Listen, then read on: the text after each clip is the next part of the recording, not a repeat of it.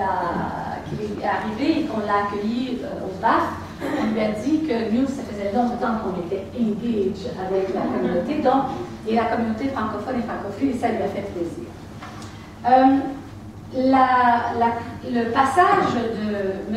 Bouchard à Vancouver, il était ici il y a 20 ans, qu'il me dit, donc il se rend compte que Vancouver a changé beaucoup, et rendu possible grâce à un soutien financier de deux paliers du gouvernement, le fédéral et le provincial, mais aussi le gouvernement du Québec dans le cadre d'un accord de coopération Québec-Colombie-Britannique en matière de francophonie et aussi grâce à l'entente bilatérale Canada-Colombie-Britannique pour le développement de l'éducation postsecondaire en langue française.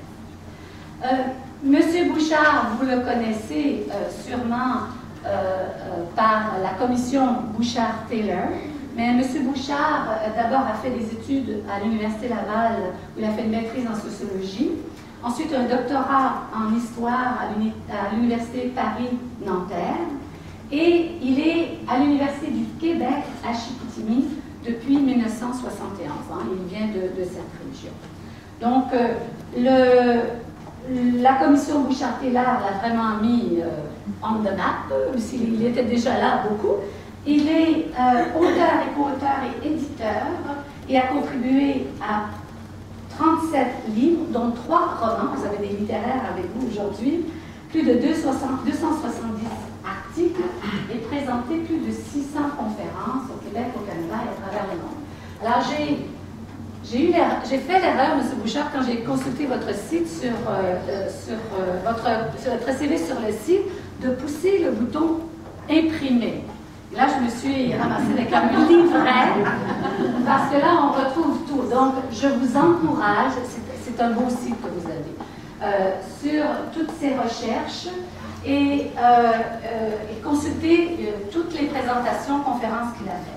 Je vous rappelle aussi qu'il a une chaire de recherche du Canada sur la dynamique comparée des imaginaires collectifs.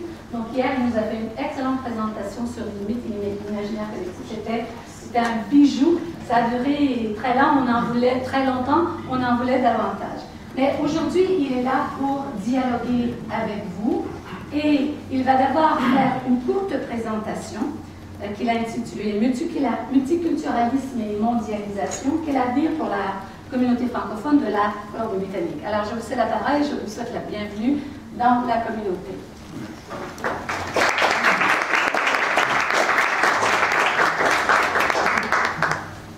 Madame Dupanier, merci à vous tous, qui vous êtes déplacés pour répondre à l'invitation qui vous a été lancée par le Bureau des affaires francophones et francophiles et par l'Association des francophones. La Fédération. La Fédération.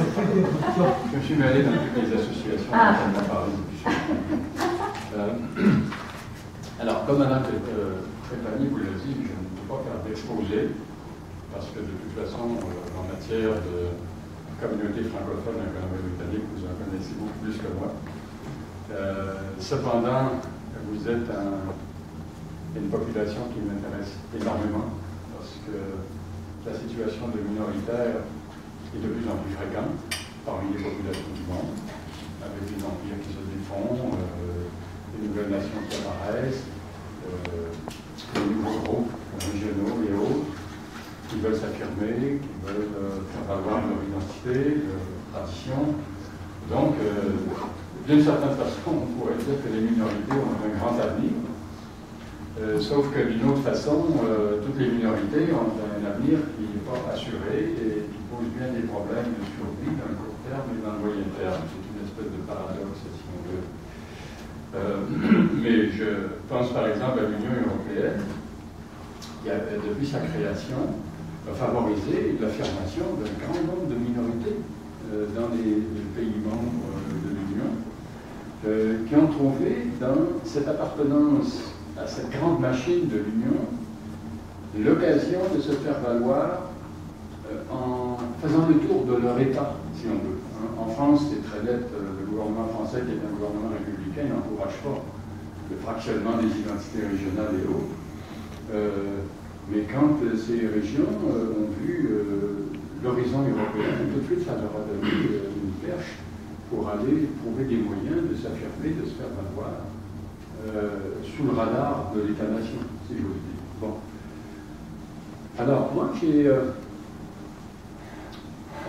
en fait, j'ai des questions à vous poser. C'est vrai, je l'ai dit hier en entrevue à Radio-Canada, que pour moi, le but de cette campagne, c'était de vous poser un certain nombre de questions. Et je suis très sérieux, parce que je sais que vous êtes capable de répondre. On pourra discuter à partir de là. Je commencerai comme ceci. Du point de vue québécois, on a souvent une vision un peu naïve, et parfois aussi un peu rude, des communautés francophones en dehors du Québec, soit le pays chicane. Le Québec s'est retiré, en quelque sorte, de la francophonie canadienne dans les années 1960 pour mener son affaire à lui seul, se regroupant autour de l'État québécois, sans se soucier beaucoup, il faut le dire, de ce qu'il advenait du reste de la francophonie en dehors du Québec. Je comprends très bien une espèce de ressentiment qu'on observe parfois chez les francophones québécois hors Québec, à cause de la façon dont le Québec s'est comporté. Je pense qu'un jour, il faudra que le Québec fasse la langue honorable d'une certaine façon, ou présentera des excuses, je ne sais pas quoi, mais en tout cas, là, il y a un compte à régler, c'est sûr.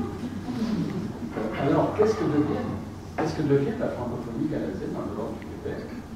Le cas de la Nouveau-Brunswick est un petit peu plus clair parce que les francophones ont une sorte de masse critique et aussi parce que les Acadiens ont toujours joué leur carte à part. D'ailleurs, même aujourd'hui, les Acadiens ne s'assimilent pas alors comment ça s'appelle, le chapeau canadien de la francophonie, là. Mais c'est les francophones et les Acadiens. Ils gardent leur carte à part. Ils n'ont jamais voulu non plus, avant les années 1960, ils n'ont jamais voulu être confondus avec les francophones québécois. Hein. Pour eux, ont peut-être été un peu moins affectés en ce sens-là. Et puis de toute façon, ils ont les lois provinciales, hein, qui leur donnent une assurance que les autres communautés n'ont pas dans les autres provinces. Alors, qu'est-ce qu'on devient quand on est francophone dans ces provinces?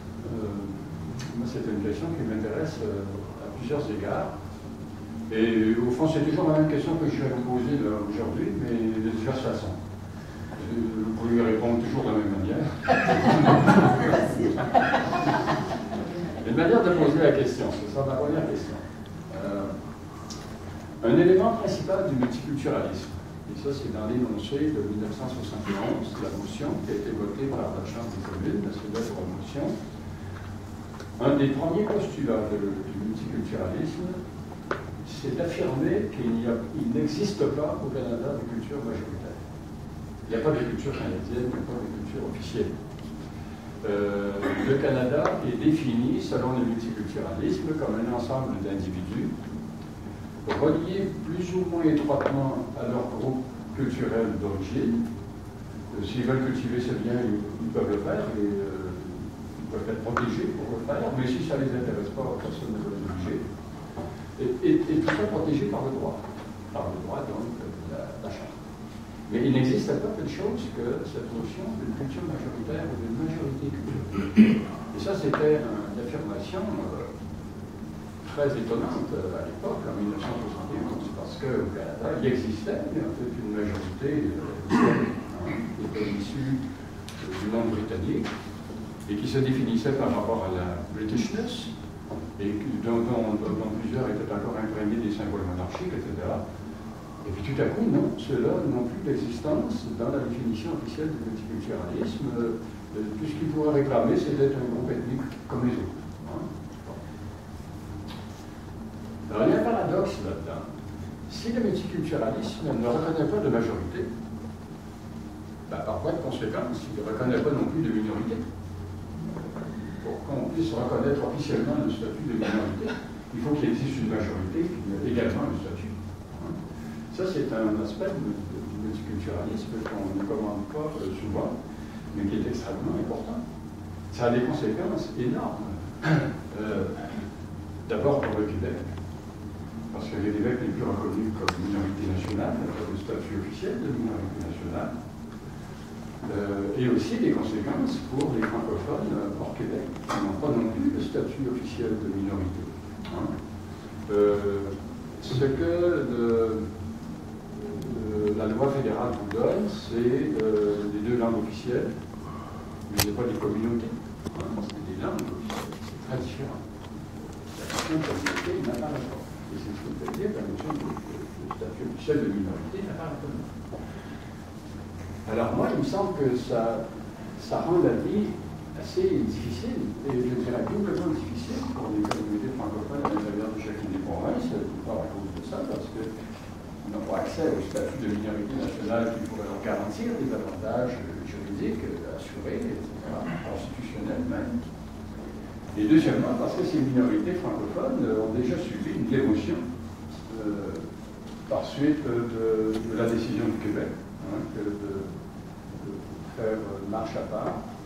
Donc, l'idée de la francophonie qui se définissait à l'échelle du Canada comme une nation n'existe plus. Et là, ce qui en reste, c'est des fragments qui sont laissés un peu à eux-mêmes pour survivre. Hein, sauf encore une fois la protection des langues officielles.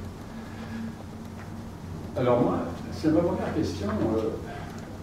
Comment vous vivez le multiculturalisme à l'échelle canadienne? Est-ce que c'est un modèle dans lequel vous vous sentez confortable? Est-ce que c'est un modèle avec lequel vous êtes heureux? Ou bien vous avez du mal à dire du multiculturalisme à partir de votre propre expérience? J'ai une sous-question. On peut considérer cette question à l'échelle canadienne, mais on peut la considérer à l'échelle des provinces aussi.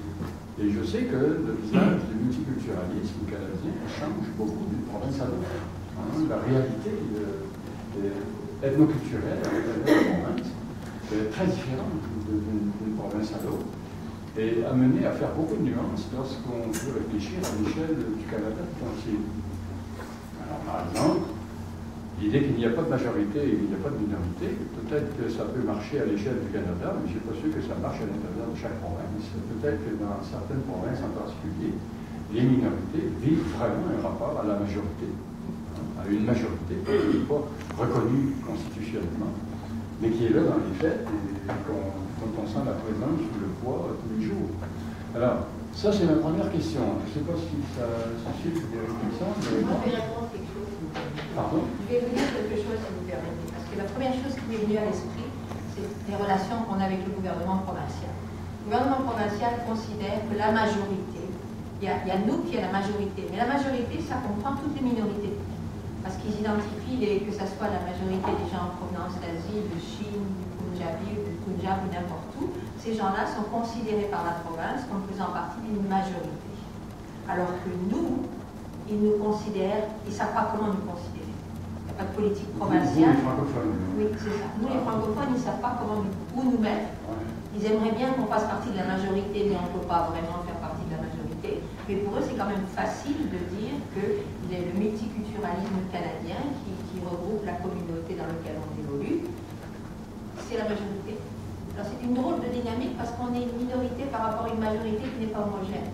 Et qui ne le sera jamais, c'est pas une bonne chose qu'elle soit homogène, de toute façon, pas à mon avis, parce que c'est assez particulier.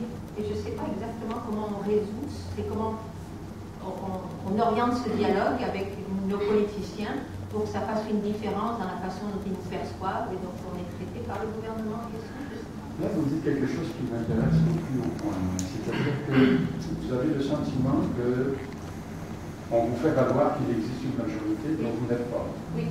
Et que cette minorité, cette majorité, quand on la regarde de près, c'est un assemblage de minorités, Oui, et qui se présente avec majorité oui. à vos yeux. Ou qui préfèrent, qui nous présentent à nous comme étant la majorité auquel on devrait se conformer. Voilà. C'est ça. Est-ce que c'est un sentiment, une vision que vous partagez plus ou partagez je suis en train de vous mettre à l'épreuve. J'aimerais partager un point de vue alternatif. Peut-être je vais faire référence aux Métis. Alors, les Métis n'étaient ni Première Nation, n'étaient ni Européens. Ils étaient Métis. Et d'une certaine façon, ils se sont fait écraser des deux côtés. Et ce que je perçois en tant que minorité ici, je me perçois non seulement francophone, mais également anglophone. Alors, pour certaines personnes, c'est un commentaire qui va offenser les gens. Vous êtes Mais métis? je me sens... Non, je ne suis pas métisse, je suis vraiment québécois pour même. Mais après 30 ans dans l'Ouest canadien, je vis en anglais. Mais d'autre part, j'ai gardé des rapports avec le français qui sont quand même assez importants. C'est pour ça que je suis ici aujourd'hui. Mais je me considère vraiment métisse dans le sens large, c'est-à-dire j'ai deux appartenances et ce que je regrette, c'est que mes appartenances, le fait qu'elles soient une dualité, sont mal reconnues des deux côtés, que ce soit du côté francophone ou du côté, appelons-le, majoritaire ou anglophone. À cause de la polarité, donc vous confirmez d'une certaine façon l'existence de la polarité, parce que vous, si je comprends bien, vous naviguez, vous avez une jambe d'un côté et une jambe de l'autre. Par mon travail, ma profession, mes enfants ne travaillent pas sous l'enveloppe de la francophonie. Alors, on a choisi des métiers pour eux qui imposent l'anglais. Alors, je crois que les francophones au Québec ont vécu longtemps dans cet environnement. Tu vas probablement travailler en anglais. Tu gardes des rapports très précieux avec le français, mais cet espace francophone-là, il devient de plus en plus difficile à respirer pour des raisons que j'expliquais. Alors, on est un peu métis, mélangé, on est dangereux des deux côtés. On n'est pas québécois, on n'est pas britanno-colombien, on est quelque chose d'autre. Et les gens ne savent pas comment gérer ça. Ouais, être métis, comme vous dites, c'est un statut, une condition un peu résiduelle. C'est pas une utopie, c'est pas un idéal qu'on peut se proposer, non? C'est un modèle qui est Est-ce quand que vous même pensez que vous existé. êtes amusé dans votre condition de métis ou de... Je suis pas très clair, je suis vraiment pas métis, je suis québécois pur laine. Non, je reprends la métaphore. D'accord, ok. Alors, il y a cette confusion, ça va, non? Oui, mais je trouve que vous confirmez de votre point de vue ce que Madame nous dit tout à l'heure, c'est-à-dire le sentiment qu'il y a un groupe qui se présente, qui se fait valoir comme une majorité, et qui vous renvoie à vous à votre statut minoritaire. Par rapport à ce que disait Christy, s'il vous plaît. Mais si vous Je ne sais voulez pas la s'il y avait contredire, quelqu'un d'autre qui avait... si vous voulez la contredire, vous ne laissez pas intimider. Non, Je voudrais vous protéger, moi. non, je suis en accord avec ce que disait Christine, mais l'autre élément qu'on peut ajouter à ce tableau-là qu'elle nous a présenté, c'est qu'au moment où la majorité commence, on leur fait regarder à la situation comme des minorités, eh bien, ils voient la communauté francophone comme la 8e minorité ou la 6e minorité en nombre et en importance. Eh bien, on devient, moi, quand je suis arrivée à Vancouver, il y a presque 20 ans maintenant, eh bien, à Vancouver, aller se procurer de l'information au bureau à l'hôtel de ville, eh bien, les documents étaient traduits en 6 langues. Mais je ne cherchais pas le français parce que le français était la 7e langue ou la 8e langue. C'était les autres langues? Oh, il y avait le punjabi, le chinois, le mandarin, donc l'espagnol, donc le portugais, etc. Pardon? Le japonais. Donc, on était, mais on dit désolé parce que, voilà. Alors maintenant, ça s'est amélioré, je pense, de ce côté-là, au niveau de la vie.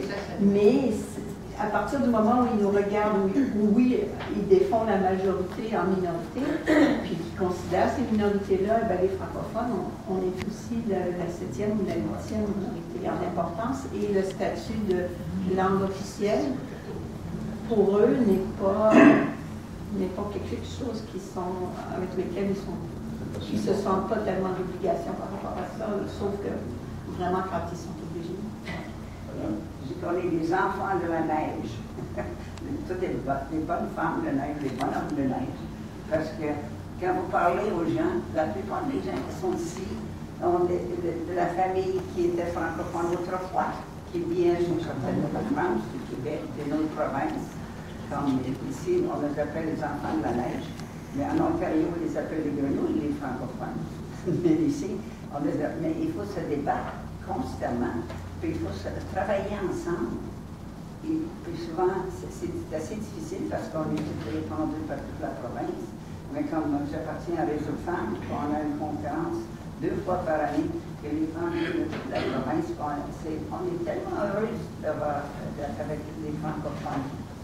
une semaine. Voilà. Cette expression, là, les enfants de la neige, c'est la version vancouverienne des Fjords ontariens. Les francophones. Comment ça se disait en anglais? Parce qu'on dit de la neige. Il y a de la neige. C'est mois par année.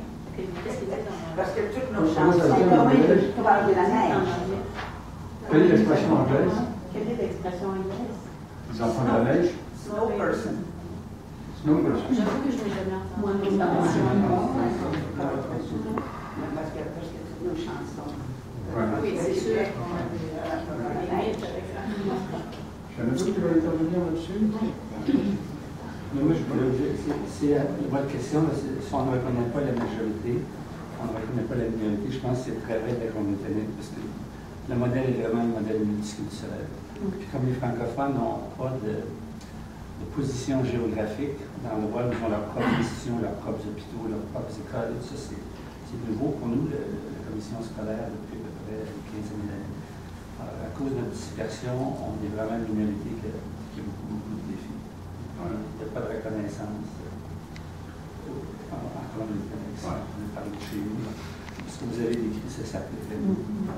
Sous-question. Quelqu'un peut-il me dire quelle est la proportion des Asiatiques en Colombie-Britannique? On est d'accord sur l'Asie. On est d'accord sur tout ça avec l'Asie. Si tu comprends toute l'Asie, c'est 51%. 51%. L'Asie au sens large. Alors ça veut dire en fait que... Au grand Vancouver, excuse. Oui, mais seulement Vancouver. Oui, c'est ça, au territoire à échelle provinciale. Mais en fait, on pourrait entrevoir le jour où cette sous-population prendrait conscience de son nombre, de son poids démographique et voudrait se comporter comme une majorité. Est-ce que c'est quelque chose qui fait partie de votre imaginaire ou À Richmond, je sais que j'ai vu dans le journal hier qu'on commence à avoir des commentaires par rapport au fait qu'il y a de l'affichage seulement en mandarin et pas en anglais. Donc, on commence à vivre une situation à Richmond où c'est une réalité. Burnaby, assez similaire. Burnaby, mais je sais qu'hier, il y avait quelque chose dans le journal où on commence à faire des remarques. On pourrait vous envoyer quelques consultants. C'est ce qu'on pense, nous. Les pancartes électorales sont en anglais et en chinois. C'est décrit à la solution depuis longtemps. Les campagnes électorales. Depuis longtemps. Les pancartes s'affichent. Alors, souvent, parfois punjabi, mais la plupart du temps, c'est chinois, en tout cas Burnaby et anglais. Même les immeubles, les ventes d'immeubles, souvent, on voit que le montant qui apparaît. Alors tout ça, ça vous envoie un message un peu négatif. Non, ça va changer, ça va changer. Pas vraiment? Non, ça ne peut pas rester comme ça. Ça ne peut pas rester comme ça parce que ça, c'est une question générationnelle. Les jeunes qui arrivent des pays d'Asie veulent se conformer à ce que c'est que la majorité. La différence entre nous et les Chinois en particulier, par exemple, c'est que nous, on ne veut pas se conformer nécessairement à la majorité. Alors que je pense que ces nouveaux arrivants, les générations de jeunes qui sont scolarisés ici en Colombie-Britannique, sont des enfants qui veulent faire partie de la majorité. Alors je pense que la dynamique, elle se situe plutôt à ce niveau-là, au niveau de la langue, d'un affichage. Si l'affichage, le prix des maisons est affiché en mandarin, c'est parce que c'est les gens de Chine qui viennent acheter nos condominiums à Vancouver et c'est eux qui peuvent donner de l'argent comptant pour acheter ce petit espace, alors que la majorité de la famille qui vit dans cette région-là ne peut pas le faire. Donc c'est du pragmatisme économique. Il y a une dynamique ici aussi, en Canada en général, le mariage interracial, comme vous savez, c'est à peu près 3%. Colombie-Britannique, ici, c'est 9% environ. Il n'y a pas le conflit qu'on voit dans l'ensemble du Canada ici entre ceux qui sont asiatiques et ceux qui sont, disons, les plus ruraux. Oui. C'est un commentaire, ça n'a rien à voir, mais moi, de mon point de vue, je dirais que la francophonie, elle est déjà diverse elle-même, en fait. Il y a plusieurs sous-communautés dans la francophonie, et c'est peut-être ça aussi où... je pense que c'est important aussi de ne pas voir la francophonie juste comme un groupe homogène, mais divers et divisé. On reviendra tantôt là-dessus, parce que ça, je trouve ça extrêmement intéressant, ce que j'ai pu observer, ce qu'on m'a dit à ce sujet-là. Mais avant d'y arriver, faisons un autre petit bout de chemin là, au bout du multiculturalisme.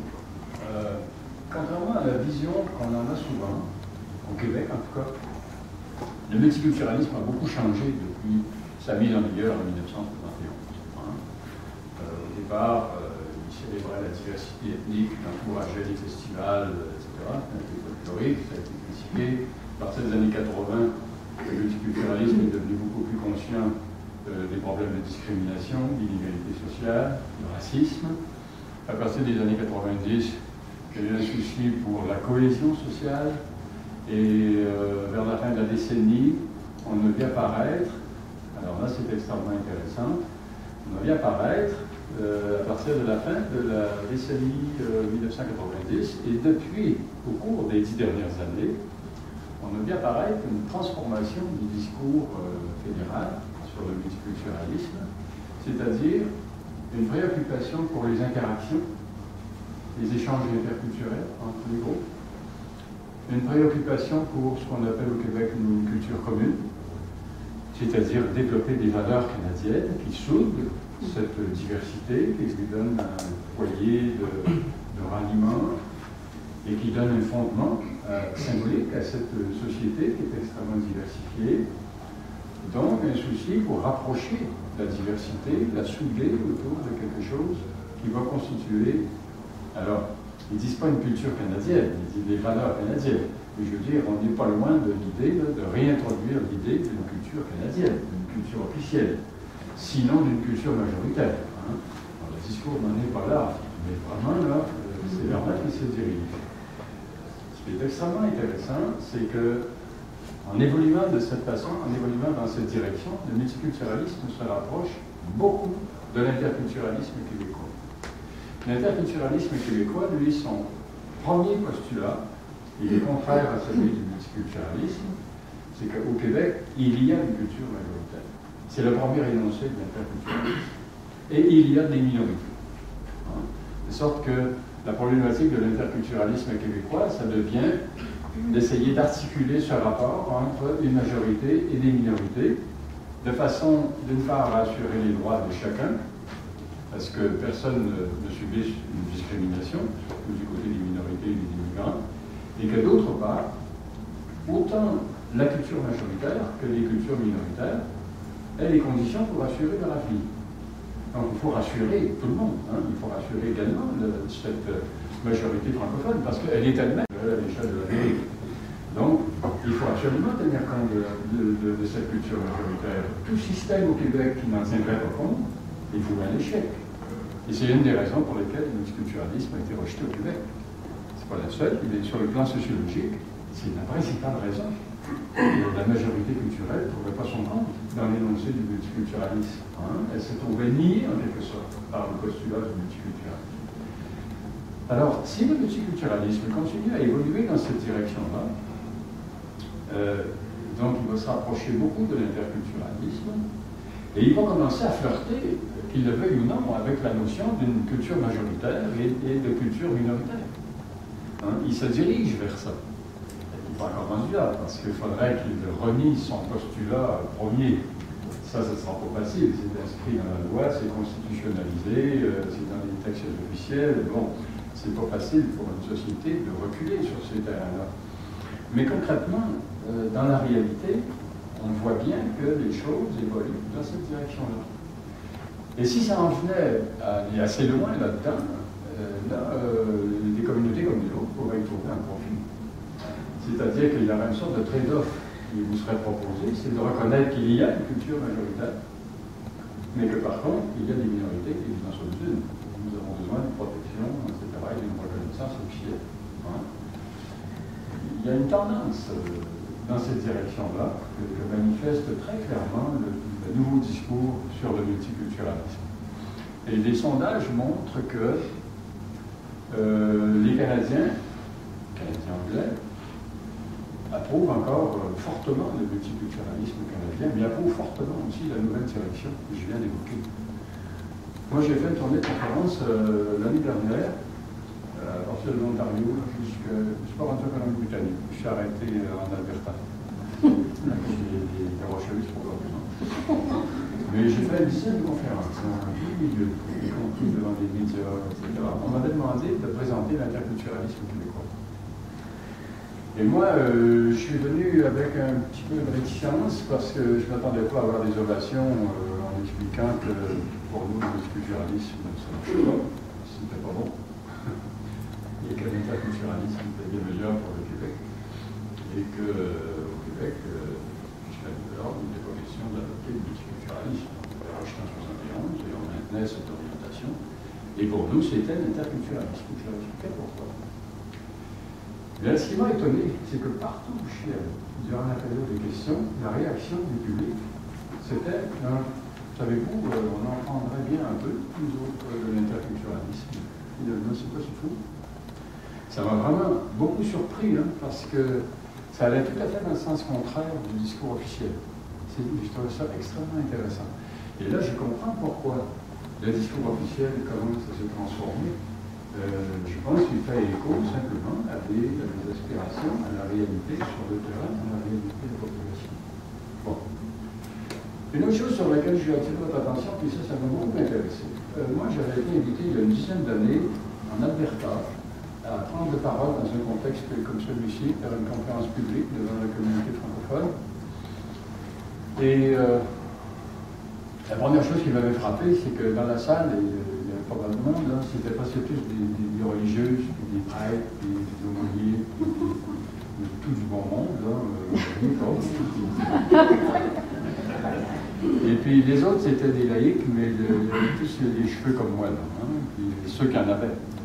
Je disais, c'était du troisième âge, finalement. Et puis, je voyais bien, là, c'était l'héritage. La première mise en place de la population francophone dans l'Ouest canadien, c'était l'immigration du Canadien français vers l'Ouest. Et c'était les enfants, les petits-enfants de cette population. Et là, ça donnait pas, ça jazzait pas. L'avenir n'avait pas l'air très... C'était triste, c'était déprimant. Et puis, il y a 5 ans, j'ai été invité une autre fois. Mêmes endroits ou à peu près, et là c'était assez différent. Cette génération-là est disparue, elle était remplacée par une autre plus jeune, mais leur sujet principal de débat, c'était qu'il y a la moitié, en gros, la moitié de la communauté qui disait il faut maintenir notre défi, notre présence, pour rester fidèle à notre héritage, etc., pour assurer notre survie, mais en tant que dans le sens de la tradition canadienne-française, et par fidélité à l'héritage canadien-français. Les autres disaient, mais ça mène nulle part, ça. On ne se reproduit plus, l'immigration en modèle est terminée. Donc il faut s'ouvrir à l'ensemble des parents français. Et des anglophones qui parlent français, il faut les intégrer. Les Français, les Nord-Africains qui ont immigré ici, il faut les intégrer. Il faut élargir, autrement dit, le cercle de la francophonie. Et là, c'était vraiment une forme de division. Aucun consensus, et puis c'était même un peu le rude par là. Alors moi, ce que je constate, il est beaucoup souvent un sujet de controverse. Une orientation que vous avez prise. Et qui ouvre, je trouve ça très intelligent, moi, parce que ça ouvre une perspective beaucoup plus large à l'avenir de la francophonie ici. Et en plus, comme on le faisait remarquer encore tout à l'heure, c'est la diversité aussi, c'est le pluralisme qui entre là-dedans. C'est pas juste la francophonie canadienne-française, c'est la francophonie du monde entier qui se trouve représentée. Donc là, c'est une source d'enrichissement, de réinvention, de créativité. Là, ça ouvre une horizon qui est vraiment prometteur, il me semble.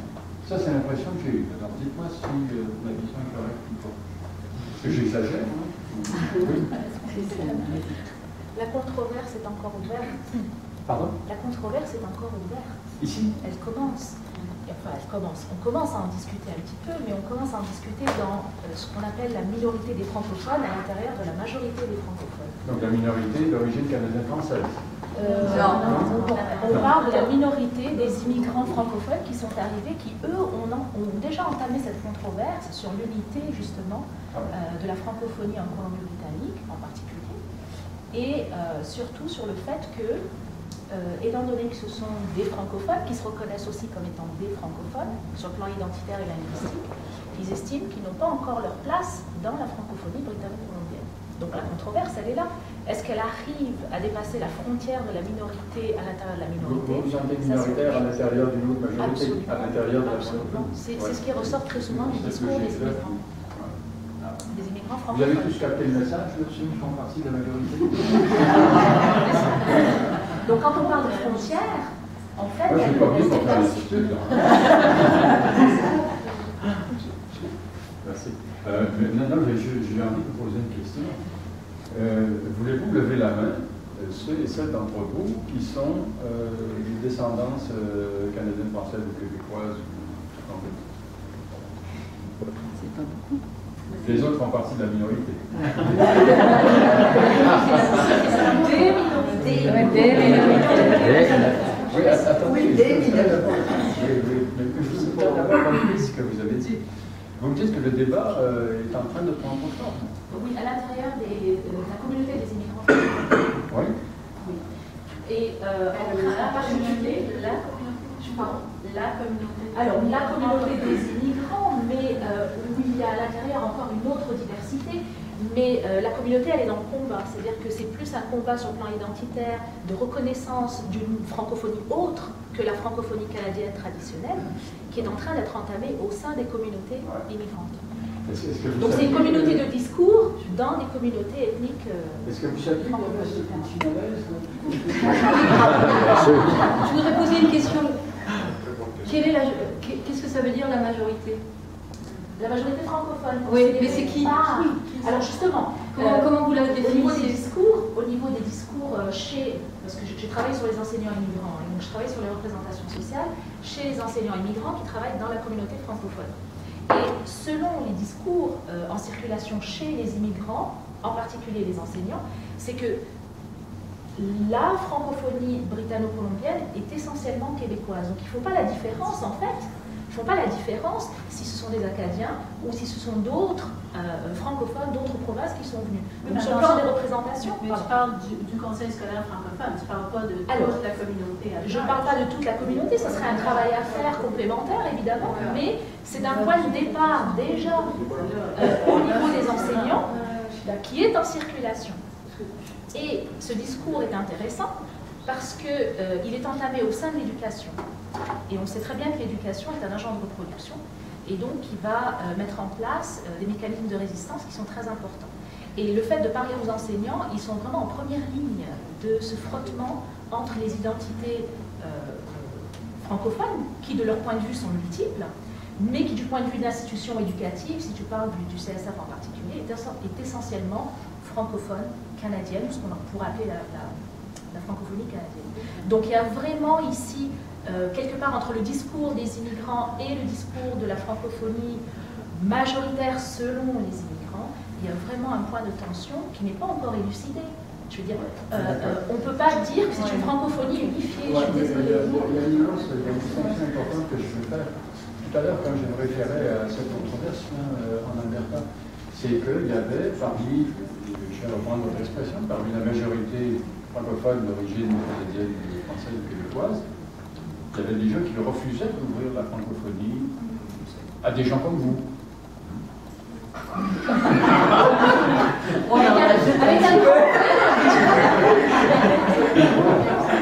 Un faux singulier au pluriel. Non, c'est que l'idée de ces gens-là, c'était que la francophonie, c'est des descendants canadiens français. Les autres, c'est pas vraiment la même chose. Et puis surtout, ceux qu'on voulait admettre à l'intérieur de la francophonie, parce qu'ils étaient anglophones, mais qu'ils parlaient français. Alors là, ça paraissait à plusieurs comme une aberration. Alors, je veux dire, ici, ce n'est pas un objet de controverse, il y a un consensus pour ouvrir la francophonie à l'ensemble des parlants français. Je sais que pour le Conseil scolaire francophone, j'arrive du Québec, j'ai travaillé plusieurs années au Nouveau-Brunswick à la direction générale du Conseil scolaire de la péninsule acadienne, purement francophone. Et on parle des cultures francophones. Et je pense qu'il faisait implicitement allusion tantôt la distinction entre une société et des communautés. Comme la société allemande le faisait au début du 20e siècle. Donc, même au Nouveau-Brunswick, comme vous parliez, il c'est la seule province officiellement bilingue, mais c'est anglophone finalement. Et les gens de la péninsule acadienne, tu le vois quasiment comme le petit village d'Astérix, c'est purement francophone. J'avais aucun anglophone dans mon conseil, il n'y a même pas d'école anglaise, il n'y a rien. Mais pour les gens de la péninsule, ce ne sont pas les gens qui parlent le chiac dans le sud, ce ne sont pas les gens d'Edmundston près du Québec qui sont des Brayons. Parler dans une multiplicité de sous-cultures francophones, je pense que c'en est un bon exemple. Et en Colombie-Britannique, pour moi, il y a des différentes communautés comme francophones, mais il n'y a pas de société francophone comme telle. Il y a une dispersion de 1,6% de la population francophone sur l'ensemble du territoire. Et on a 4611 élèves, on en a 1400 qui ont besoin de francisation pour éventuellement fonctionner dans un contexte scolaire francophone. Donc la dynamique est complètement différente. Quand vous arrivez au Québec, on parle de la société québécoise, avec différentes communautés francophones, haïtiennes, italiennes, portugaises. Vous parlez tantôt d'imaginaire, je me rappelle de deux philosophes québécois à l'époque. Vous parlez du territoire imaginaire de la culture, où il y a une variance symbolique, où les gens se reconnaissent. Ce que vous ne savez pas, je pense, en Colombie-Britannique. Et les anglophones n'ont pas besoin de se définir comme majorité, parce que pour ça, peut-être qu'ils reconnaissent une minorité. Je ne pense pas que ce soit une préoccupation quotidienne pour eux. Et les gens qui sont ici sont souvent de passage. Pour les gens de l'Europe, il y a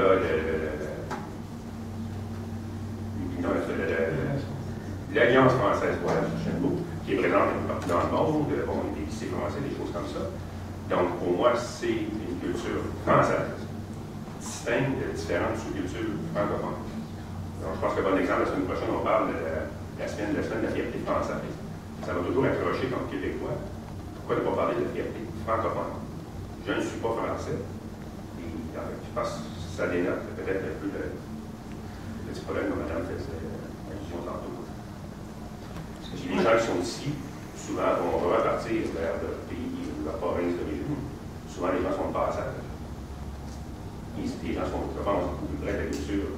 Quand je parle que j'ai écouté telle chose hier à Radio-Canada, à RDI, je suis souvent peut-être seul à écouter, je pense, à RDI. J'ai l'impression que les gens vont facilement vers l'information, Internet en langue, etc. C'est parfaitement compréhensible. J'aimerais commenter la controverse en tant que Caroline intégrée ici depuis 30 ans. Je pense que ce n'est pas nouveau que les pouvoirs politiques ont toujours utilisé l'immigration à des fins de contrôle. Je crois qu'il n'y a absolument rien de différent cette fois-ci. Alors, le financement de la francophonie a été considérablement réduit après les Olympiques. Ce n'est pas étonnant qu'il y ait des batailles interminables entre différentes classes de francophones, mais selon moi, c'est que ce qui vient orchestrer qui permet d'écraser la francophonie. Simplement en donnant un petit bâton d'argent, les francophones vont se battre, peu importe la couleur qu'ils sont, et finalement, les gens décrochent. Alors, après 30 ans d'expérience, je l'ai observé à maintes reprises, éventuellement, beaucoup de francophones se découragent, il n'y a pas d'argent, je dois gagner ma vie, et finalement, on passe à autre chose. C'est un scénario que je connais bien. Moi, j'avais voulu qu'on parle un petit peu du côté anglophone, aussi de l'équation. Vous avez dit que les anglophones approuvent de l'approche du Québec là, avec l'idée d'une culture majoritaire, minoritaire, ça rapporte vers. On sent que on y travaille un peu. Hein? Ouais. Pas encore Moi, ça me surprendrait que c'est pas mon impression là, pour la Colombie-Britannique ou dans mes interactions. Mon épouse est anglophone aussi. Puis, des fois, on sent un peu les résistances. Puis, vous sentez en général, je n'irai pas là. Le point que je veux faire, c'est qu'en général, mon voisin coréen, on se parle en anglais. Puis ma fille a des amis du Punjabi, on se parle en anglais.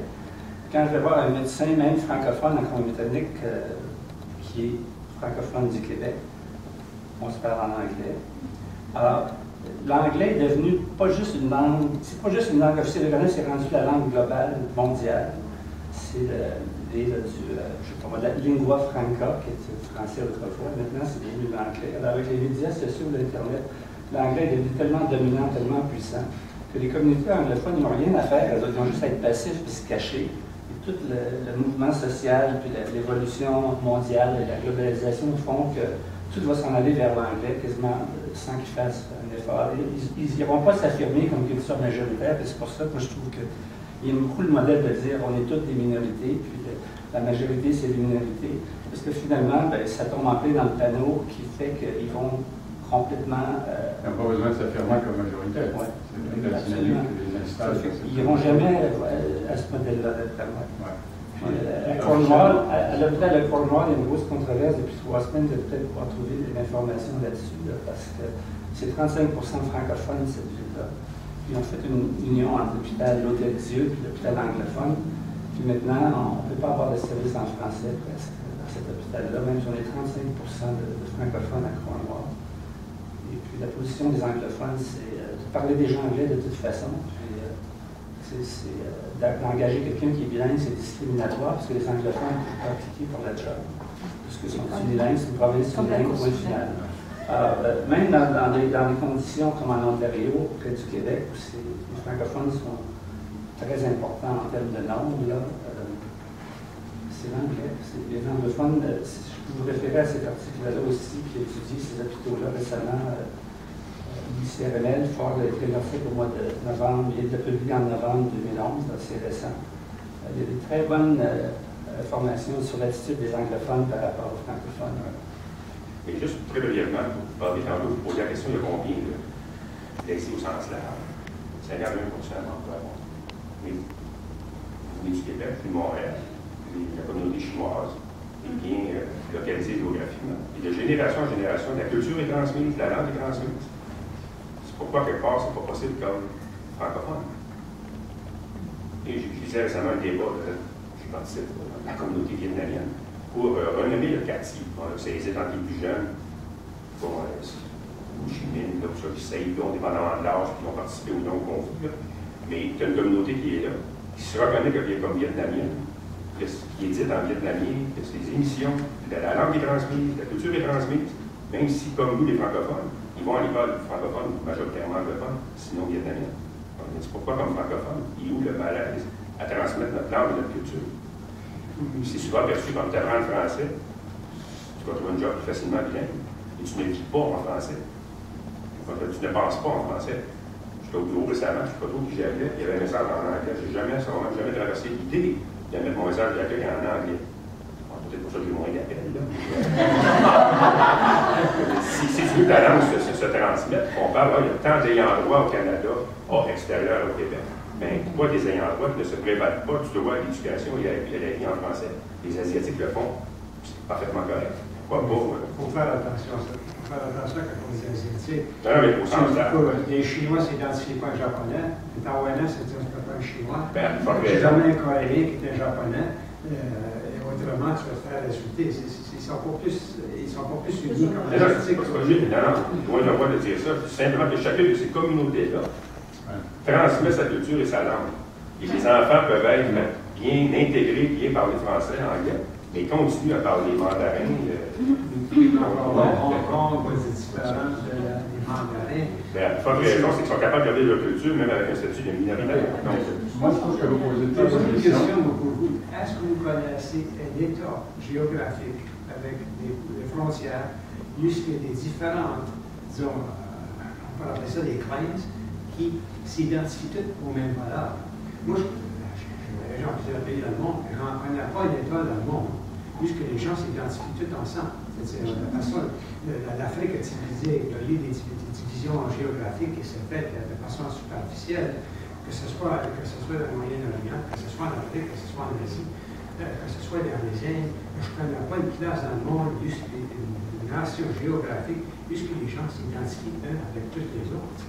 Je ne sais pas où je vous demande la question. Moi, je voudrais vous dire l'Irlande, l'Écosse, mais non, pour dire, ce sont des Britanniques. Non, pas loin, les États-Unis. Les États-Unis, c'est un pays extraordinairement diversifié, mais qui ont trouvé le moyen de se rassembler quand même autour d'un certain nombre de valeurs très puissantes. Puis, ça a donné son valeur. Un gros meurtrier, tout le monde est américain, est d'origine. Oui, et pourtant, c'est une diversité absolument incroyable. On roule 50 000 en voiture, 100 000, ça dépend de quelle direction. Mais donc, je ne sais pas si c'est un exemple. Il y a un deuxième exemple qu'on pourrait donner, à mon avis, c'est l'Inde. Là, c'est non seulement un pays qui est extrêmement diversifié, mais qui est en conflit interne dur, mais l'Inde ne menace pas d'éclater. Parce qu'il y a un consensus sur les institutions politiques et sur l'État.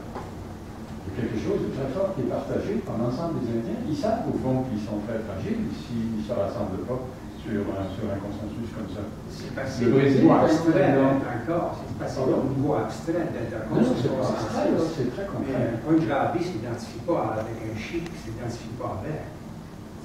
Non, mais il trouve le moyen de s'identifier par le biais de valeurs et de symboles communs qui finissent par donner lieu à une appartenance. On n'a pas besoin de grouper ensemble plusieurs soirs. Le Brésil, c'est la même chose.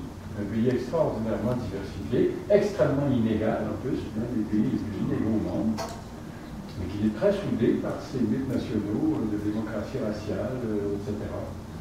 Moi, je pense qu'il y a des exemples.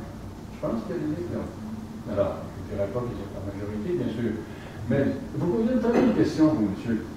Pourquoi est-ce qu'il y a des communautés, comme celle que vous avez à l'esprit, qui réussissent à s'affirmer, et qui semblent le faire avec beaucoup de succès, qui semblent avoir le vent dans les voiles, et que peut-être que pourquoi est-ce que la communauté francophone ne ferait pas la même chose? C'est ça, hein? C'est un peu ça votre question? Je pense que ça passe beaucoup par la culture. Non, mais c'est ça votre question. Oui. Hein? Bon. Alors, la réponse. Est-ce qu'il y en a qui ont des éléments de réponse? Moi, j'allais suggérer. Mais j'ai beaucoup d'amis qui parlent mandarin, par exemple cantonais, puis j'ai étudié le mandarin pendant plusieurs années, et je suis allé là-bas aussi. Mais dans le ciel, ils ont mes amis, puis c'est première, deuxième génération, disons. Pour eux, ce qui est intéressant, c'est qu'ils ne sont pas de passage, mais ils vont toujours retourner en Chine. Peut-être troisième, quatrième génération, ce sera différent, mais le Québécois qui vient ici, là, je ne veux pas, c'est ça. Mais moi, par exemple, quand je suis venu ici, je n'ai pas parlé français pendant presque 8 ans. Je téléphonais à mes parents, puis c'est tout. Mais je suis Canadien. Ensuite, je suis Québécois, mais je suis un peu des deux, c'est compliqué en fin de compte. Mais quand je suis venu ici, j'avais pas ma grande crise d'identité, j'avais pas besoin de m'affirmer. Je suis venu ici pour apprendre l'anglais, puis j'étais confortable en faisant ici. Mais c'est après des années, après 8 ans, avoir délaissé mon côté québécois de côté, que je me suis rendu compte que finalement, il y avait quelque chose qui m'intéressait beaucoup, puis qui valait la peine d'être protégé. Mais puis en même temps, ça devient un conflit parce que ce que je laissais derrière moi, c'est pas vraiment la société actuelle. Moi, c'est un souvenir, c'est une mémoire. Ça n'a vraiment rien à voir avec le Québec d'aujourd'hui. En fin de compte, ce que je cherche à protéger, c'est vraiment deux mondes différents. Mais en fait, c'est ça. D'autres interventions en rapport avec la question là? Oui. Je voulais un commentaire, c'était peut-être que pour les communautés, bon, ça avait parlé, c'est des communautés qui sont concentrées sur un territoire peut-être au centre des grands centres culturels. Et donc, il y a une plus grande facilité de se maintenir et de se transmettre la culture. Alors, si pour la communauté francophone ici est très dispersée géographiquement, comment est-ce qu'on peut donc maintenir cet espace imaginaire, mais aussi un espace géographique partagé, un centre culturel tout près où tout se fait en mandarin, ou des écoles en chinois le week-end? Ça, c'est plus possible lorsqu'on est concentré sur le territoire, alors que lorsqu'on est dispersé. Vous pensez que le facteur géographique peut être déterminant en dépit de toutes les techniques de communication? Pour les commissions scolaires, pour se maintenir, pour ces services, un centre communautaire local, un centre culturel, des regroupements des mamans qui veulent, ou papas qui veulent se rassembler avec les enfants français, puis jouer ensemble, des choses assez banales, mais qui créent cet espace de communauté. Facteur de dispersion géographique. Il y en a pas un, mais il y en a plusieurs de ces phénomènes-là à travers toute la province. Il y a des associations de parents francophones dans toutes les villes importantes de la province. Il y a des écoles francophones. Mais n'est-ce pas plus dispersé dans que combien de municipalités de la province? Une cinquantaine, en fait. Mais malgré tout, quand les jeunes sont dans l'école francophone, quand ils sortent de la salle de classe, habituellement, c'est en anglais. Mais où vivent-ils? Mais voilà, comme nous, comme les parents, c'est ça la réalité. Ce qui arrive, c'est que les familles aussi sont majoritairement des familles exogames, ce qui fait que l'enfant, quand il arrive à la maison, il va parler en français avec maman, mais avec papa, il va parler en anglais, il va parler en espagnol, ou vice-versa. Ce qui fait qu'il devient un enfant de plusieurs cultures. Voilà. Il n'y a pas juste une. Nous, on dit qu'il est hybride, dans le fond. Il n'est ni à un ni à l'autre, il est aux deux. Mais c'est exactement ça le phénomène qui arrive. Et il n'y a pas l'équivalent dans les communautés asiatiques que vous évoquiez Il y tout a à l'heure. sûrement, mais l'équivalent dans les communautés asiatiques, Marc, tu disais que tes amis peuvent convertir en mandarin avec leur famille, mais vous n'avez pas réussi à en marier une, je pense.